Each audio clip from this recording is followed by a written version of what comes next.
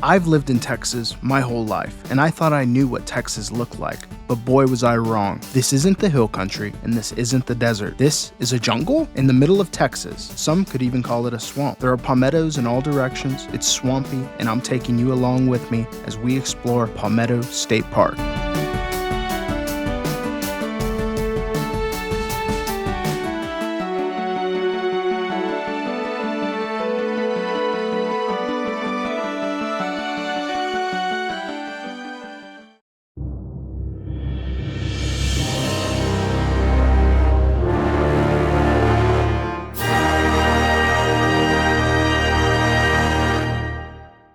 Apologies for the dramatic entrance, but Buc-ee's deserves a dramatic entrance. Before hitting the park, we stopped at Buc-ee's to grab a few essentials and then took a quick tour of the cleanest bathrooms in the state of Texas and got back on the road. Palmetto State Park, let's go.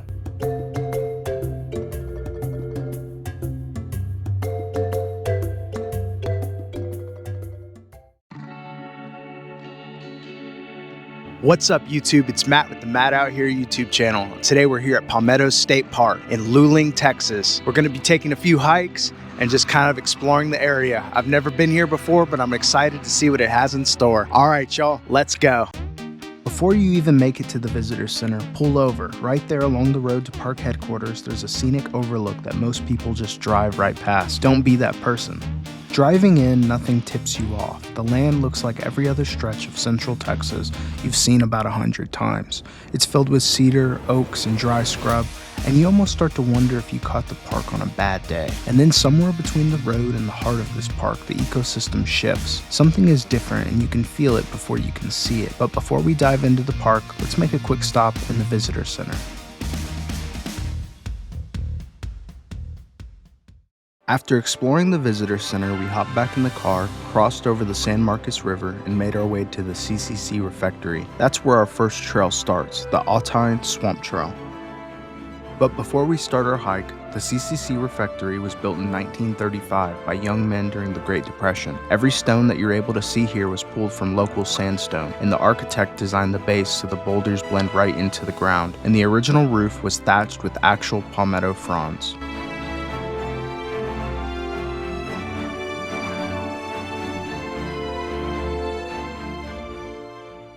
270 acres, 2 counties, and 1 San Marcos River running straight through the middle of it. That's Palmetto State Park on paper. So you've got the river, which you can swim, tube, fish, or paddle. There's no license required to fish from shore inside the park. Then there's Oxbow Lake, 4 acres stocked with largemouth bass, rainbow trout, and catfish, and it has its own fishing pier. The lake itself used to be part of the San Marcos River until the river changed course. The trails here are about 5 miles total, and they're rated easy to moderate. These trails aren't rated by difficulty, they're rated by their attractions. The park pulls in over 120,000 visitors a year, and it fills up pretty quickly on the weekends, so make sure to reserve ahead. The campground runs 37 sites, which some are water only and some are water and electric, with 1 full hookup, plus a group site that fits up to 100 people with the San Marcos River wrapping around it on 3 sides. And there's 1 cabin here that sleeps 6 with AC. The park is $3 to get in, kids 12 and under are free, and as always, I highly recommend getting yourself a Texas State Parks pass so you can explore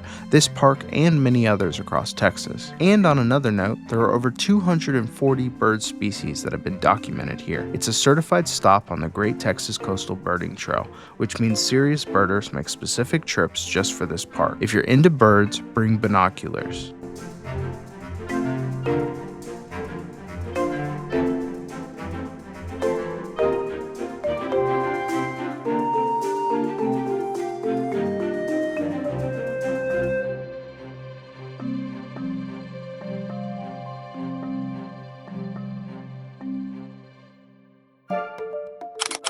Now with all of that out of the way, let me take a moment to tell you about the Autine Swamp Trail. The Swamp Trail is 1 mile long and it has very little elevation change, 13 feet to be exact, and it's an extremely easy trail to walk. Overhead are cypress trees, elm trees, and cottonwood trees that provide a canopy over the trail. But the star of the show is the dwarf palmettos that crowd themselves into the landscape around you. The Texas landscape shifts into this bayou, and it feels like you're walking through a jungle, or maybe a swamp is a better way to describe it. After a good rain, I can imagine that swampy feeling on the trail only intensifies. The trail has lots of boardwalks as well, and beneath you is actual swamp water, and lots of moss-covered logs. And I didn't see any snakes on my trip, but you know they're out there. My takeaway from this trail was to take a moment to really enjoy the scenery around you.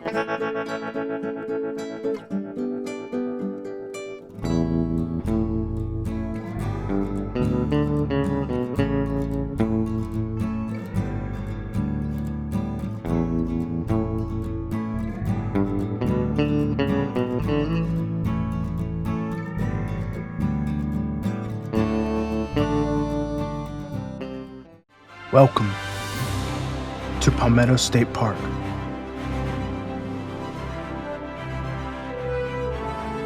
So what exactly are you looking at out here? Well, these are dwarf palmettos, and here's the thing about the dwarf palmetto. It's one of only a handful of palm species actually native to the United States. Its normal range runs from the Carolinas down through Florida and across the Gulf Coast. Central Texas is the furthest western edge of that range, so the fact that they're out here is pretty rare. The reason they thrive specifically in this spot comes down to water. Warm natural springs used to bubble up all over this area, feeding the swamp, keeping the ground saturated year-round and creating conditions that felt more like Louisiana than Texas.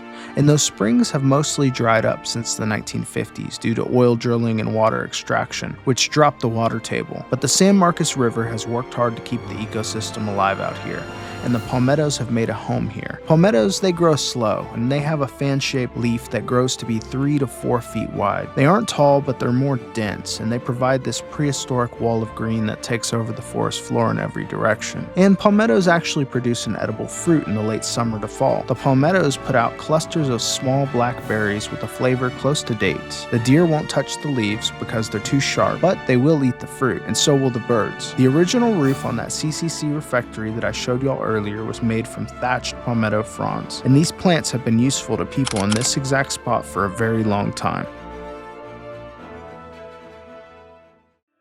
Another neat attraction of the park is the old water tower tucked away along the interpretive trail. The CCC built the water tower in 1936, around the same time they built the refectory, and it was built so that water could be pumped to the picnic shelter nearby. However, as time passed on, the purpose of the water tower evolved. So today what it does is it pumps water up into the cistern, and then that water slowly releases down into the wetlands along the trail. That's because the natural springs dried up here in the 1950s. So the ecosystem here depended on staying wet. Well, without the springs, the water tower now has to supplement what the springs used to do here naturally.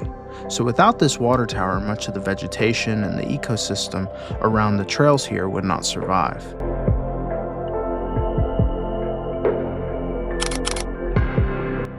From the water tower, I looped around the Palmetto Interpretive Trail to continue exploring the ecosystem. The Autine Swamp Trail slowly introduces you to the landscape, but this trail shows you the palmettos up close and personal. The palmettos line both sides of the path the entire way around, and I just took my time, got in there, and explored.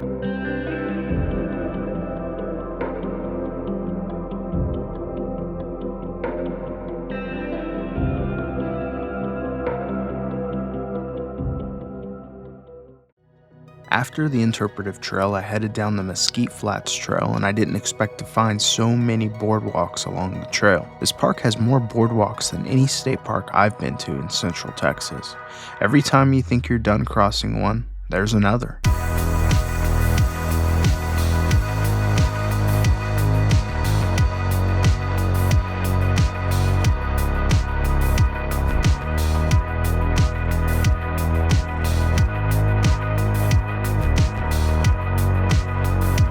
From the Mesquite Flats Trail, I connected onto the San Marcos River Trail and made my way toward the extinct mud boils. Now, if you've never heard of a mud boil, picture this. Heated water pushing up through cracks and fissures in the earth, bubbling up through the mud to the surface like a slow natural boil. Hot, sulfurous, geothermally active ground right here in Central Texas. This park used to be full of them. The mud boils went extinct in the 1970s, and what's left is just depressions in the ground. What's neat is that this ecosystem, the Autine Swamp, is believed to be at least 12,000 years old.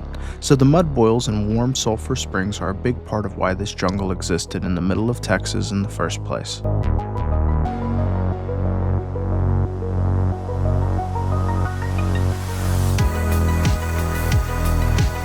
Well, folks, thanks for tagging along today with me on this adventure. I hope y'all enjoyed this Texas State Park as much as I did. This is something neat, a neat environment that we've not yet seen in any of my videos and in the Texas Hill Country. So thanks for tagging along. I hope y'all have a great week and a good weekend, and I'll catch y'all on the next one. Take care.